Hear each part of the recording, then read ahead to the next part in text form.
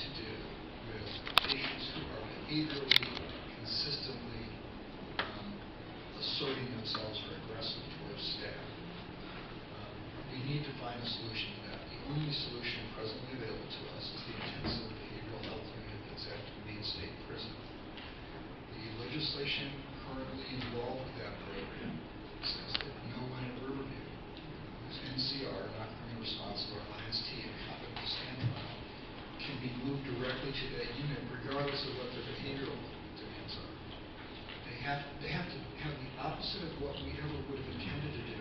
For them to get to Maine State Prison, they have to have new charge rights. So they're basically going to be criminalized for possibly acting out on their mental illness and then moved to the prison. We do not have that level of security at Riverview that we need. And I'd like to make this very clear. CMS has told us if you had that level of security, we would not consider you a hospital. If you have that level of security, you need to portray yourself as something different. And you're moving on and continue on into the correction field. And that's what actually got us into trouble was we had mixed two at Riverview. The correction officers were on the floor working with mental health workers. There was not a clean line of handoff. So one of the things we did was we removed them.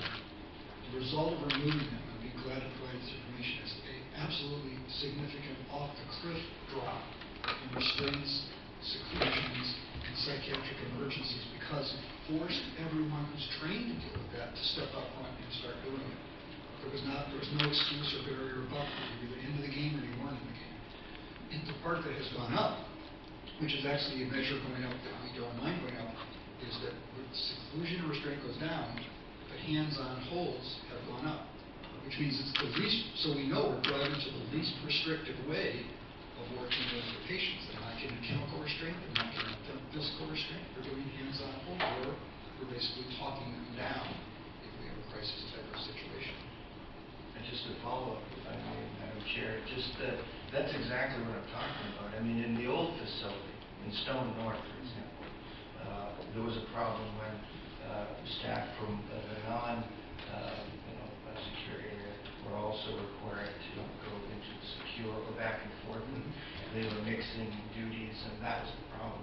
But I don't understand how it could now be a problem at Riverview to have the same level of security that Stone North had when it was done right. That's what I'm trying to figure out. And therefore, how could that threaten your status as a hospital, for example? Well, the line I think that CMS has drawn for us is when your number one issue in terms of treatment is behavioral control, as opposed to the normal Axis 1 concerns of psychosis, hallucination, and some of the delusional basis, so you're just trying to control the behavior, you're not trying to control and work with the psychiatric challenge. You're beginning to look like a behavior program, not that. So for many people, they kind of waver and they move back and forth across that line. On any given day, they're out of control, possibly for a behavioral moment. And on the other hand, they swing back and they have a delusional aspect that clearly demonstrates how those two are related, the way they're seeing it, not the way I see it. But there is a group of people, and this is a group that we are confronted with every once in a while, because remember, part of this population is sent to us through a whole court process that determines that they're not criminally responsible, not because we've said that. We're not involved in that process, and then they're sent to us and we have to. So the warning that CMS has given us is you start to try to gain the control, you're going to move away from a medical caring hospital type of environment.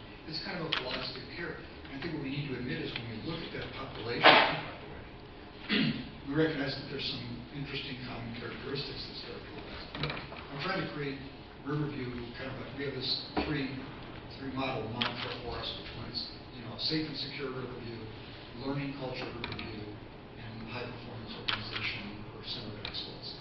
So in the learning culture, we're trying to ask ourselves, what is it we think we see, and why do we think this is linked together? And part of that discussion is talking with the patient, saying, what were you doing? What did you think was going on? And one of the issues that people need to come back to is that a big piece of that population have two issues going on for them. One is there's a whole psychiatric component that they kind of steer in one direction. And the other thing is that a number of them, and this is why the value, I think, of the neuropsychiatric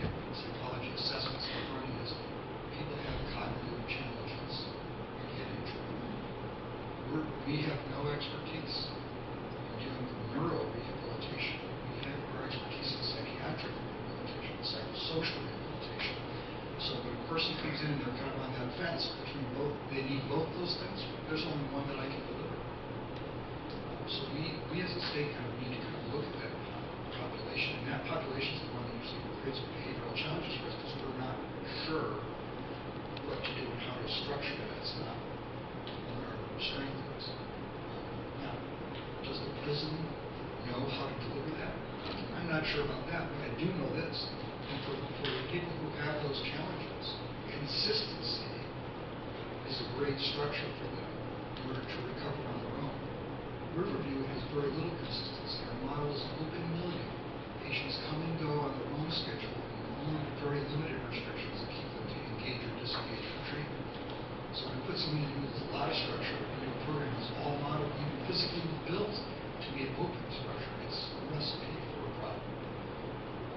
And unfortunately, that problem is many of those patients will single out staff and single out other patients and virtually prey on them, because that's how they have survived. It's not their problem. It's not their fault. It's something we need to look at and address. So there is this good area for us to have a discussion on how we connect to that population. It just sounds to me like into the future it's not going to be very good in either situation, whether it's Warren or with the Riverview as to safety or for treatment at Warren. So that's concerning. Thank you for your excellent response. It is for us to, if we basically look at this case by case, we're not trying to make policy inside the hospital. And thank you very much for that exchange.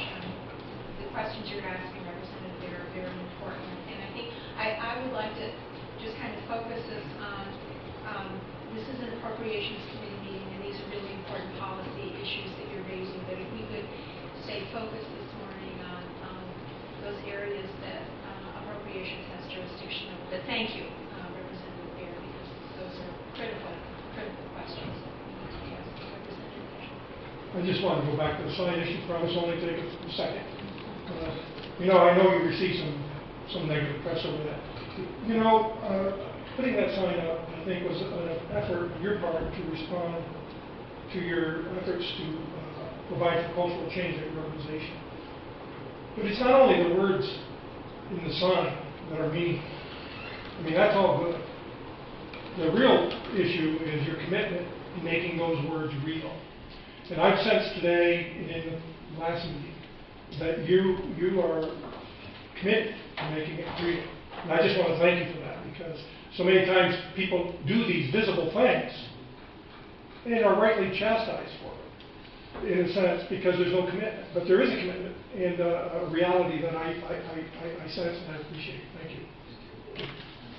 This is clearly, I'll just do this very fast. This is clearly one of the things that the patients ask us is, we can talk the talks, walk the walk.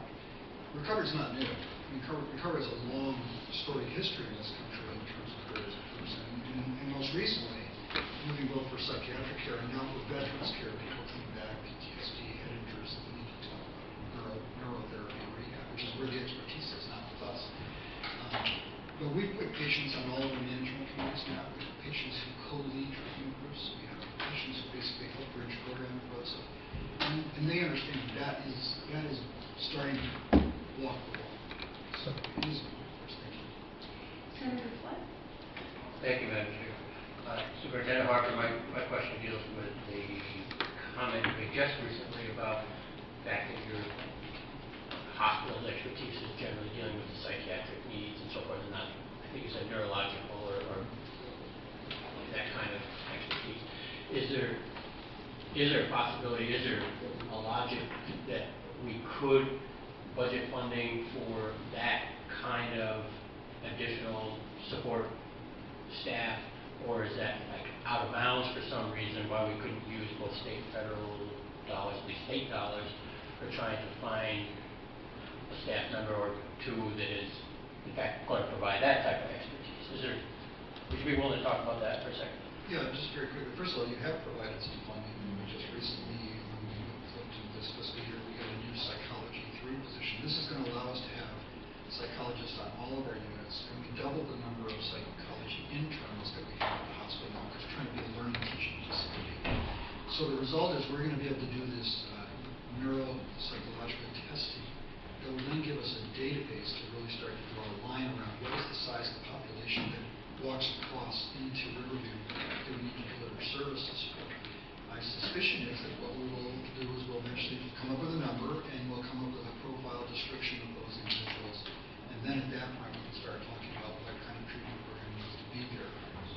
believe what CMS is warning us in terms of the risk to our funding stream through them once we regain it, is that basically if you start to mix the types of facilities you have, it changes the way they look at the facility, and they may not be as inclined to provide their funding as they do now.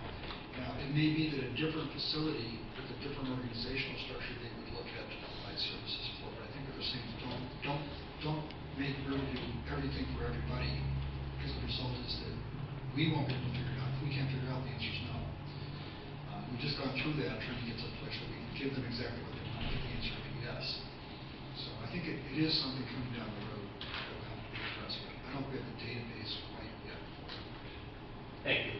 And my final question deals with the physical plant there at Riverview, in that a lot of the problems seem to have been commingling of either staff or patients and so forth. And the idea has occurred to several of us over the last year or two that why wouldn't we have another facility located on site that would be dedicated in a different manner, in an acceptable manner for patients that might be the dangerous patients. And again, I'm not an expert in that area, but that always seems to me like a segregation there that recognize that some folks are patients who probably aren't severely problematic and others might be. Is there any reason, notwithstanding dollars, that you couldn't on the Riverview site have two buildings and it was separated by distance, and were separated by that distance for good reason? Why couldn't we do something like that long term where dollars not at issue? Is that an acceptable manner of dealing with the patients? That's the historical progression we had. That's exactly the model behind AMI. It was perceived as a campus, and each of the buildings at different times and sometimes different floors in the building had different expertises or specializations. There was quite a majority of the population that was there at that point. We had less limited in the same structure. Nowadays, you're supposed to keep that distance away from adults and for the way they have the formulas. So we've done that before. It's not impossible to consider it. But is it, if I may continue, is it not acceptable to the federal government, not acceptable to experts? I mean, we don't have that now. It seems like there's at least a logic to have that separation now. But the fact is, we don't have it. I'm thinking there's probably a reason we don't have it, but I don't know what that is. Is there any, from your professional viewpoint, is there any reason that we shouldn't do that? You would need to separate out, each of them would operate under a different set of rules and parameters. Plus, you have to separate out the different rules and parameters for each type of facility. Yeah. And each facility would have very different goals that it would need to structure its staffing around. So if you had different management and a different organizational structure and different rules or policies and procedures, that may be possible. So when you mix them, you have a problem. But I'd like to make this clear, though. When a patient leaves Riverview and ends up, for whatever the reason is, either at Kennebec County Jail, which is our local county jail, or out to Maine State Prison, our teams follow those people on a regular basis. We do not abandon them. We do not want to send that message. They are not left out there alone. We track them now. But we come in as a guest. And I think there would be a problem if we perceived that somehow we were extending out our authority to provide care in that other type of environment. So to answer your question, I think if you have two environments, two structures, they can learn to collaborate and write a memorandum of understanding about how to move between them, which can't happen all under one administrative role, basically. Thank you very much. Representative Gordy. Thanks, Madam Chair. I have two questions. One is, I understand you're working on getting recertified, which is wonderful. Hopefully that will be soon. I just had an experience, again, I've had this many times, where patients had no psych bed in the state of Maine, and ended up staying in the hospital for, this time was 3 days, I think last one was 5 or 7. And right now, my understanding is that Riverview is only taking like a 72 number of patients, but it's actually certified for like 95. So is your long-term plan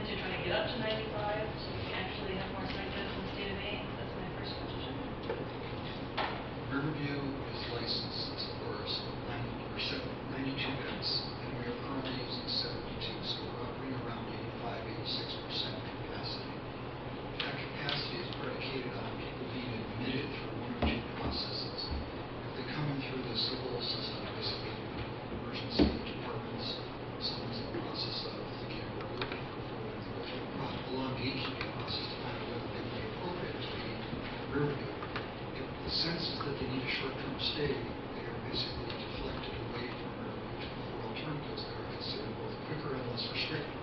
Also, in most cases, closer to family and community that the person comes from. The other process to get into Riverview is that they come through the court system and they're sent in for an observation, an evaluation determining whether they're competent to stand trial. We have been found not to be responsible in a trial process. We have no control over that part. They come to us through the court in order to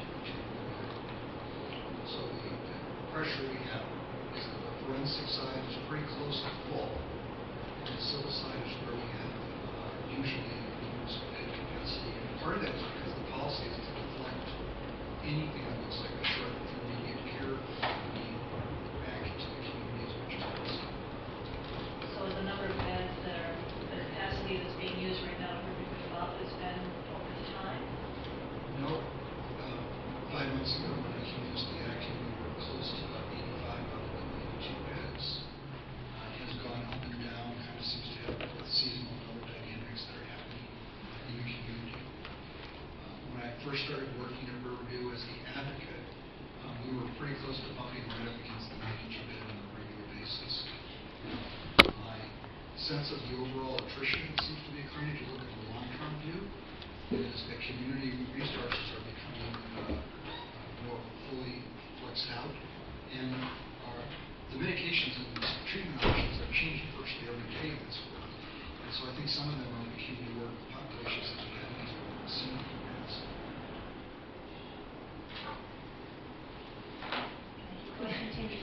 So then there was some question about people who were able to leave Riverview but didn't have places to go. Has that pretty much been solved? Well, there's two parts to that. Kind of on the CMS accreditation thing, the question was, first, from CMS's perspective, when there's been clinical determination that a person is ready, clinically ready to leave the hospital, the clock starts. And it starts both for CMS and it starts for us because of the consent decree. And we work as hard as we can to try to manage through the gatekeeper system to find community placements. The restraints for us to do the discharge has really to do with the appropriate community placement plus services that wrap around the person. It's a disservice to place them without the services because it would be part of what's called a revolving door. They'll be out for a few days, they'll hit crisis, and they'll be back in again. So it works out statistically not good, but treatment-wise, it's appropriate because keep the person inside Riverview until we have both placement and services and get all together with the person.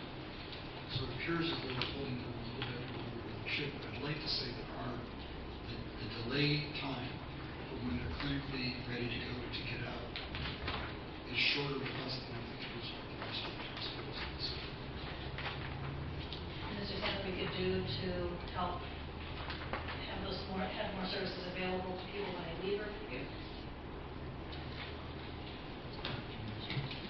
We're working constantly with our community providers, and often some of the delays around specific behaviors or needs add to a little bit of the delay. We're looking at that. I want to be better informed before we come forward and ask for anything specific, but it's a conversation that we're having ongoing with the providers.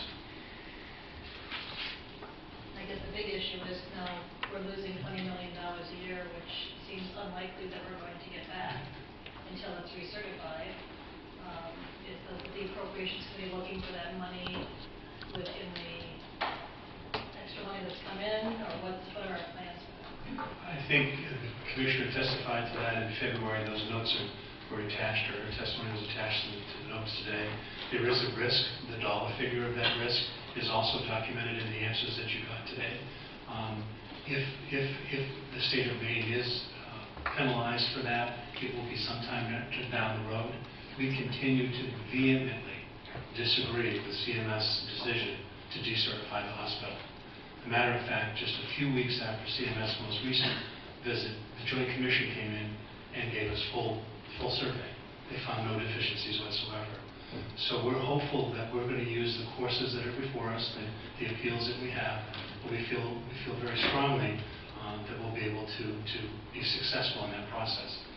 As far as what will be needed and what action will be taken by the committees or this particular committee, that's unknown until it goes through the entire process. But the specifics and the dollar figures that are at risk are the questions that you received today.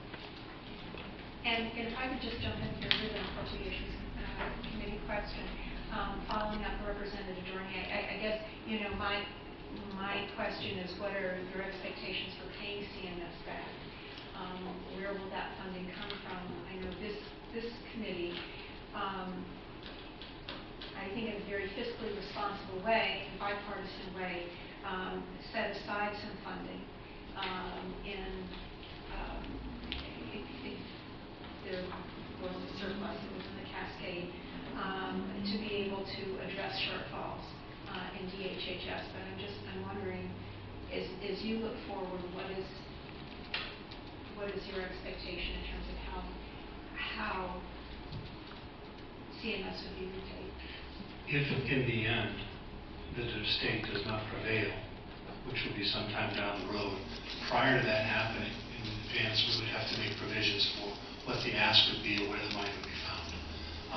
Right now, it's under review. As I said, we feel strongly that we have a good case and that we should never have been decertified in the first place.